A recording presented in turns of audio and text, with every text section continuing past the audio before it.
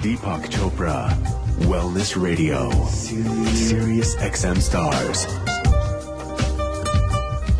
I'm Deepak Chopra and this is Wellness Radio on the Sirius XM Stars channel. On this program we talk about spirituality, love, social justice, economic empowerment, ecology, conflict resolution, health and well-being, consciousness, anything that's of any significance worthy of a conversation for a civil society.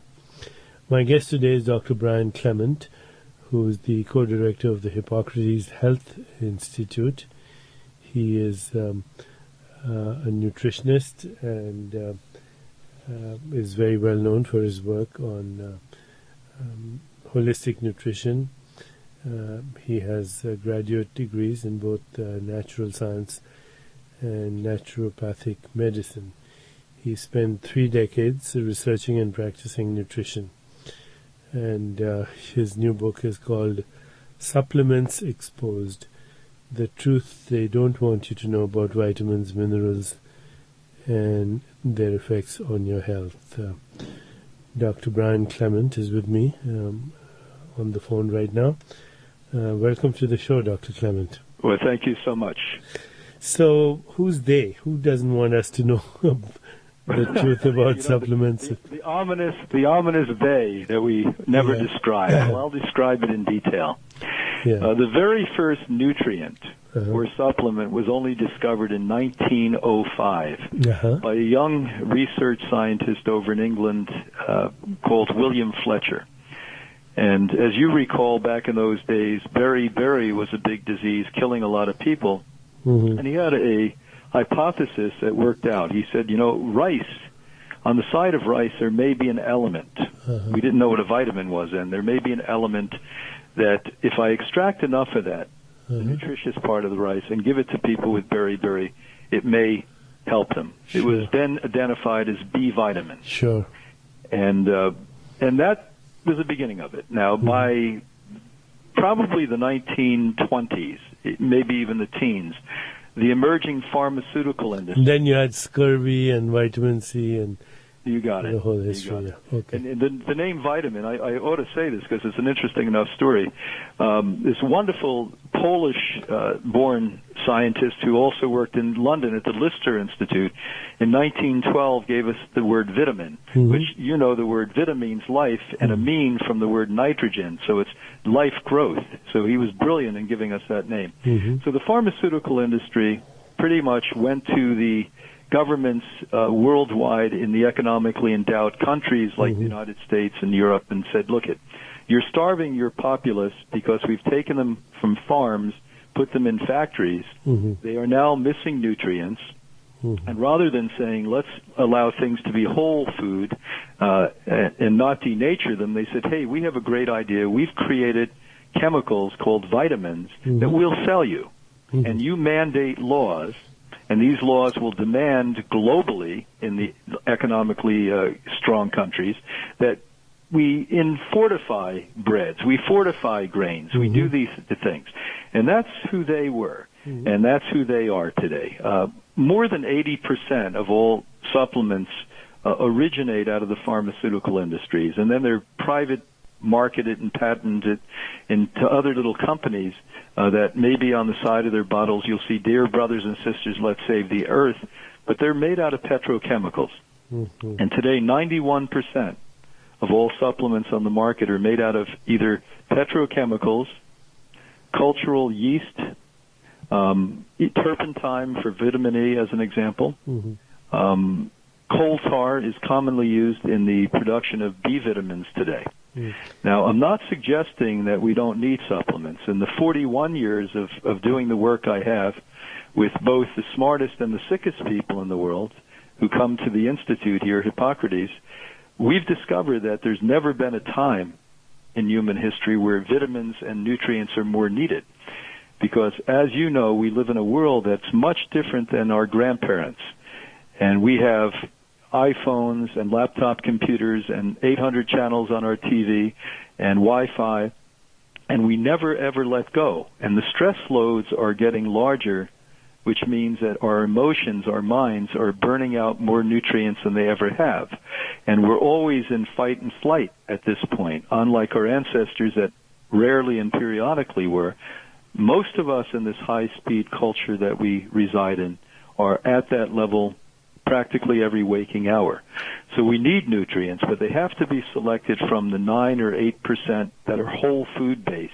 Okay, nutrients. so let's go into that a little bit. I want to remind my audience that I'm speaking to Brian Clement, PhD, Director of the Hippocrates Health Institute, and we're discussing his book, Supplements Exposed, The Truth They Don't Want You to Know About Vitamins, Minerals, and Their Effects on Your Health. So let's start with some of the things that you raised because, having been brought up as a medical doctor from the medical establishment, which has their own kind of point of view, you raise a lot of questions that I have been kind of assuming that natural vitamins are no different than synthetic vitamins. Yeah. And right now you're saying that the manufacturing of these synthetic vitamins involves a lot of toxic substances. So the first question is, when we look at these vitamins, do they contain these toxic substances, or that's not important?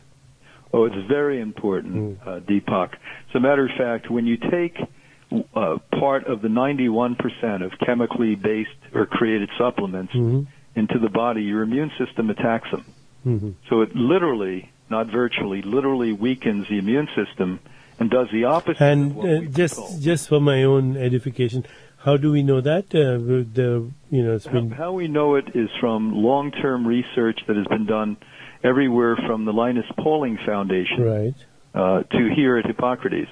In my book, Supplements Exposed, I actually have a chromium photography of whole food supplements versus chemically based supplements. Now, one thing we didn't get to is back in 1930s, they created international laws to say the word natural could be placed on a bottle that was made only of 10% plant-based substances. Now, to answer your question further, I, like you, was trained in a formal way. And so I understood in biochemistry that an element, be it from nature or be it from my laboratory, was the same. But finally I concluded, after a long time not being so bright on the subject, that we men have created formulization. So mathematical formulization is limited by what we've created ourselves. So we fit, not that it is true, but we fit the biological substance into the same formula that we would a man-made substance, because we have no realm of understanding things beyond. And what is beyond it is the biofrequency or the ionics of the food. And we cannot create with a dead petrochemical that's been manipulated, the proteins have been manipulated, a biofrequency-rich or an ionically rich, electromagnetically charged-rich nutrient that is going to be absorbed by the cell and welcomed by the cell. I see. Okay, so that clarifies one point. The second point, you say that the stress of daily living actually causes our body to be nutritionally deficient in many respects, and I can understand that, stress causes the secretion of cortisol, adrenaline, maybe so many other things that kind of gobble up these nutrients or micronutrients in our body. Has there been any kind of documentation that people with stress tend to be deficient in micronutrients? Massive documentation. As a matter of fact, by the end of this year, my newest series of books for the academic community will be out, Food is Medicine. And rather than just looking through my view of and perception of this, I went to the university studies that have been abounding over the last decade or so from around the planet. And it is surprising how much and how rich these studies are, how many there are and how rich they are, and how few of these ever hit the mainstream public. The work that was done, in some of these universities is just mind-boggling as to why we're not on international television daily screaming at people saying, please eat these foods because they prevent cancer, they prevent diabetes, they prevent. The phytonutrients in these foods are what really is coming from this whole food supplementation you don't get from man-made. Okay.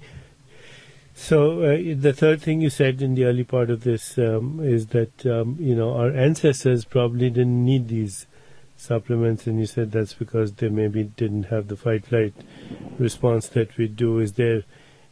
Was their diet in any sense more holistic than ours? Well, I would say in great part, yes. Nomadicism got us in a lot of problems. I mean, people were, at one point, always where the food was. So we would not be in Florida in the middle of summer, and we would not be in Canada in the middle of January. So people basically went and followed the food. And people ate fairly well at that point, fairly much plant-based diets, as the world does today. 60% of the world's population today are primarily plant-based consuming people. And, of course, we, in our egocentric Anglo view of reality, always think in the West that people eat like us and everyone has to come up to our standards. I think the peasant diet is the better diet, not the Western refined diet. So sure, we ate better in general, but there were isolated groups that found themselves hidden away up in northern Canada in the winter, and they certainly weren't eating as well as they should. And if you look at life expectancies then and now for these groups of people, they're greatly shortened compared to ours. I see. Okay, so let's go over some of the other misconceptions in this book, because your chapters are, titled Misconception 1, 2, 3, 4, etc. So, tell us about some of the other misconceptions. We've already addressed a couple. That food contains all the vitamins you need. That's a misconception. Yeah. That synthetics are equal to natural nutrients. That's a misconception. Talk a little bit about the others. Well, I mean, like you have one year. Vitamin science results are reliable. You mean that the science is erratic? It's erratic, and I actually think schemed. I think that we have the result before we do the research. As you know, because you've been around the scientific community, most of this is funded by corporate interest. Mm-hmm. People just don't come up with the $15 million check as good-natured citizens and give it to a researcher and say, knock yourself out, save humanity. What we're really finding is somebody says, we want to create a product, we want to create a pharmaceutical medicine, and here's the result we want, so create it. Okay. And then almost under enslavement, the scientist is required to. Otherwise, he doesn't get his grant. And doesn't get his job back again. That's right. Misconception number 4, which you already addressed, you can't trust the natural label.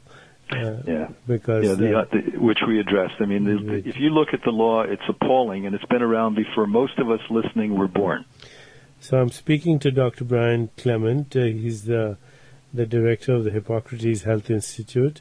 His book is called Supplements Exposed: The Truth They Don't Want You to Know About Vitamins, Minerals, and Their Effects on Your Health. The book is published by New Page Books, and I guess it's available online and in bookstores. The second part of the book that you have here, which I'm holding in my hand, says what supplements really do for you.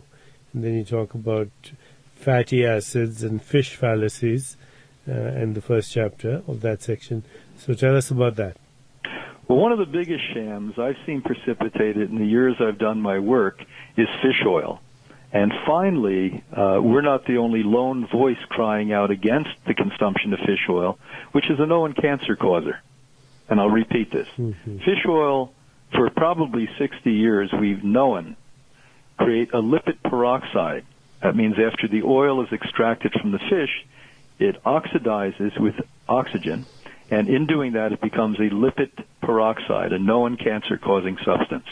Now, they veil that and use chemicals. In many cases, the largest, and I won't name companies, the largest fish oil distributing companies actually have 2 or 3 known cancer-causing chemicals in it to keep the odor down, to disbond it, to keep the color stabilized, etc. So you're saying that fish oils are not only not useful, but dangerous. Dangerous, and, yeah. What about, when you're speaking specifically of omega-3 fatty acids, are they useful or not? Extremely important. And the more we learn about the omega fatty acids, omega-3 and 6s and 9s, the more applicable they come to human health, everything from mental health to physical health. But these can be easily achieved from consuming things like chia seeds, and sprouting them would even be better, sprouted flax seeds, hemp seeds, the use of walnuts, and all of these can be achieved in foods like germinated seeds, nuts, grains, and beans, which has been one of the core things we've used in the process of recovery and healing here at Hippocrates. I'm speaking to Dr. Brian Clement, director of the Hippocrates Health Institute. His book is called Supplements Expose the Truth They Don't Want You to Know about vitamins, minerals, and their effects on health. Just to remind my listeners, the program is heard Thursday and Fridays.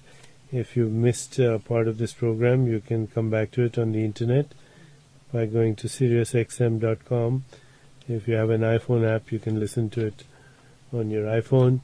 And we repeat the program throughout Saturday.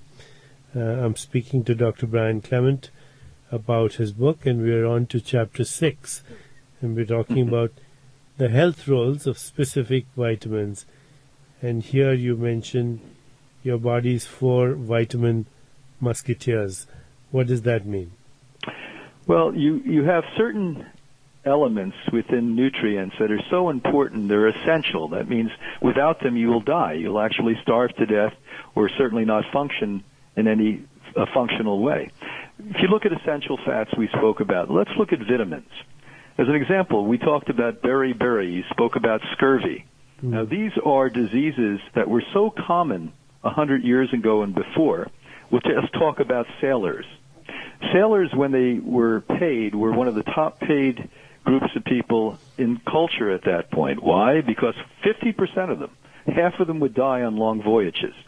And why is because they lacked vitamin C.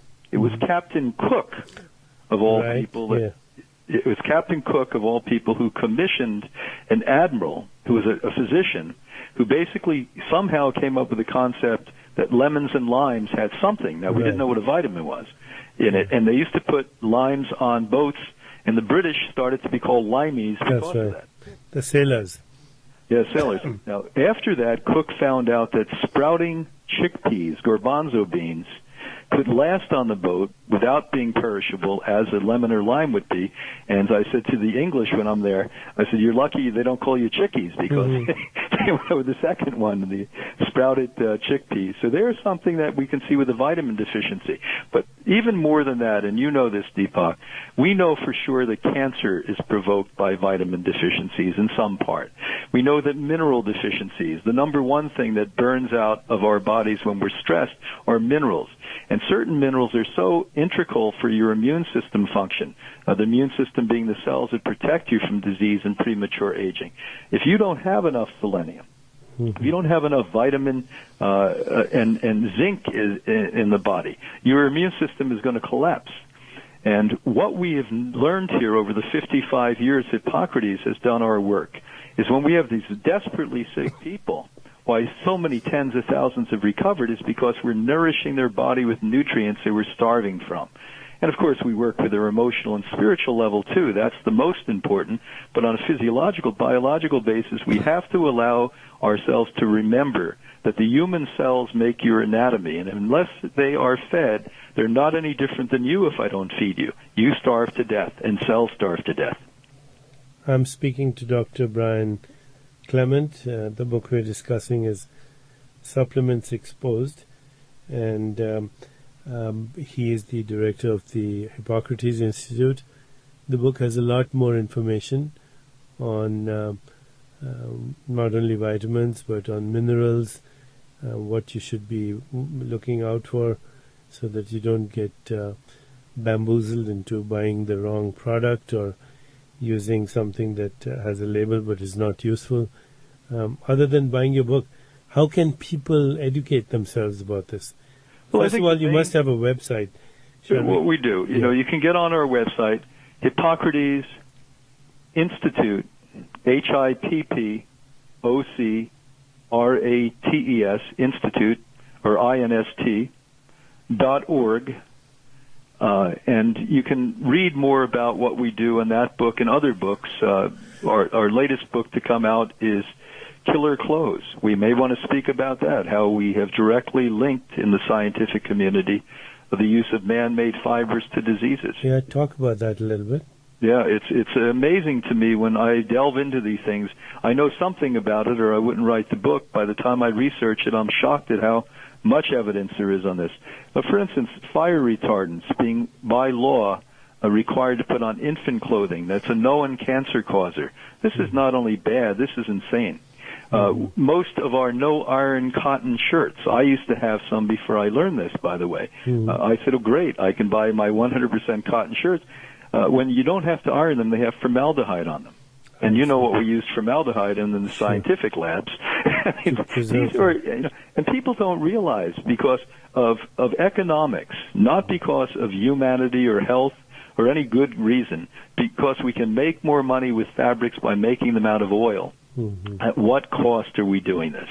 And we can directly link, for instance, polyester bras to breast cancer, underwiring. And for a woman today, and many of you listening can confirm this, to find even a 100% cotton bra is almost impossible. Everything has gone on social norms and sexual dogma rather than what's best for you and what's comfortable for you. The body has to breathe. The largest organ of the body, as you know, is the skin. And if we have that all completely impacted so it cannot breathe, this is why we have these problems. We have to go through the natural process of elimination and detoxification. That's why back in the 70s, those of us old enough to remember, if you ever went into these ungodly nightclubs where everyone wore polyester, the odor level was unbelievable there because nobody could perspire properly there. And we are in a world of insanity when it comes to clothing, it comes to the environment. The recent studies on water worldwide, 136 cities tested. They haven't found one that's not riddled the water systems with pharmaceutical medicines. And we wonder why we're sick, and we wonder why the second killer of children... So these pharmaceuticals are being recycled through the... And as you know, they have a shelf life of 100,000 years. And what happens if we mix a chemotherapy medicine in your water aquifer with an antidepressant or a steroid with an antibiotic? We don't know. There has not been one study, Deepak, ever done on the symbiosis of chemistry. But what we know as chemists, or at least doctors, is that this has to be bad. And what we do know is that these things not breaking down mean the first medicines ever taken in the geographic area that you live are still in that water system. And so there may be, if you're living in New York City or Los Angeles or London, England, there may be millions and millions and millions, if not hundreds of millions of medicines all symbiotically mixed together in a soup of disaster. And so today we have to wake up and we have to realize the degradation of the planet Earth comes from one factor, and that's our insecurity and our greed factor, our overconsumption. And when you don't have yourself, you need stuff. And you can't replace the one S with the other. You've got to get to yourself, and then it becomes very much resonance with you, and you gravitate to eating right, to eating a plant-based diet, to wearing clothing that's embracing you and that is allowing the body to function the way it should, to respect and to honor the environment that we have and that we live in. All of these things seem to be almost counterculture rather than mainstream, and I don't know how it ever got to that level unless this has been slowly but surely learned by people who really just don't care about themselves enough that they don't care about anything. Well, this has been a very interesting conversation with Dr. Brian Clement. The book is called Supplements Exposed, but do check out the website Hippocrates.org. Is that the right one? HippocratesInstitute.org. Okay, HippocratesInstitute.org. I do know that despite billions of dollars spent on cancer research in the last 4 decades, we have not seen any change in the age-adjusted mortality from cancer. In fact, some of them have increased and as epidemics. So the information you provide is very useful, and I would suggest to our readers, if they're listeners and readers of your book, that they can get more information from HippocratesInstitute.org. Just as we finish, Dr. Clement, just 1 minute on what is the Hippocrates Institute? Hippocrates Institute is the first and the oldest natural health care institute in the world, and people arrive here from every corner of the globe either fighting a catastrophic disease or very conscious people who want to prevent that and premature aging. And how we do it is to make you independent, so you don't need us or anyone else, through education and support. That was very enlightening, and I hope that people will check out your website. And I thank you very much. I hope to have you again as a guest. And till then, keep your feet on the ground, keep reaching for the stars. I'm Deepak Chopra, and we'll be back.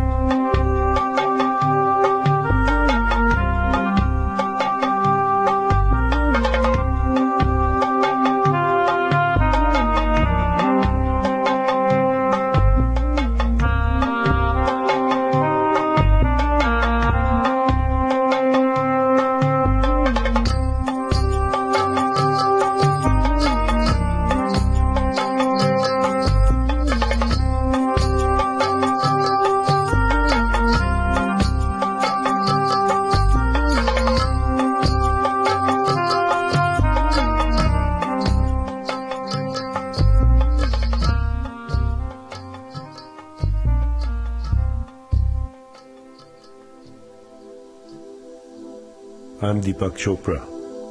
Welcome to the Soul of Healing Affirmations. Affirmations are thoughts. They are ideas, stories. They are a way of reprogramming your consciousness in order to change your reality. Because our consciousness is the ultimate ground of our being that creates all our reality.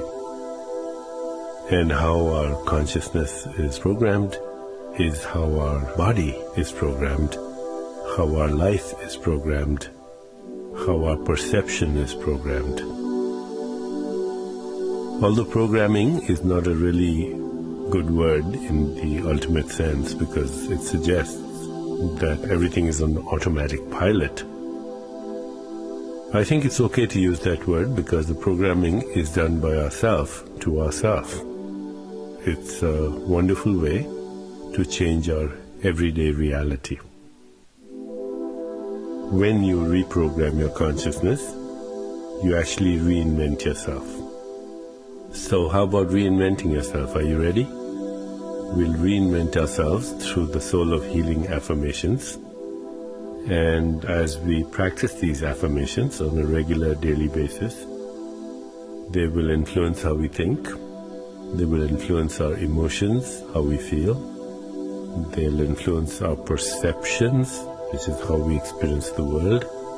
They'll influence our personal relationships, so they can be more nurturing and loving and compassionate. They'll influence our social interactions, how we interact with society. They'll influence our behavior, which will be more conducive to our own personal evolution in the direction of enlightenment. They'll influence the environment we find ourselves in. They'll influence our biology. When I say they'll influence our biology, I mean it very literally. That means blood pressure, things like heart rate, immune function, because our body is really, in most people, the battleground for the wars that we wage in our minds. By changing the conversation that's happening in our minds, you influence the body, so your body will become the playground instead of the battleground for the wars you wage in your mind. Your body will become the playground for all the love that you want to create in your life. So that's a little bit of explanation of how affirmations work. And to make it easy for you, I've done these affirmations in alphabetical order. So the first affirmation begins with A, the second with B, etc., so on. You can practice 1 or 2 affirmations a day. If you're in the mood, you can practice 4 or 5 or 6. If you're really in the mood, then you can go from A to Z. The more frequently you do these affirmations, the more powerful they'll become. And, as I said, they will change your everyday reality. What we call the forces of nature. They're all an expression of our own consciousness. We can use the word consciousness synonymously with the word soul. Soul, consciousness, spirit, awareness, they're all the same word in a sense. So that's why we call them the soul of healing affirmations, changing the software of the soul so that we can change the outer reality, which is a projection of our soul.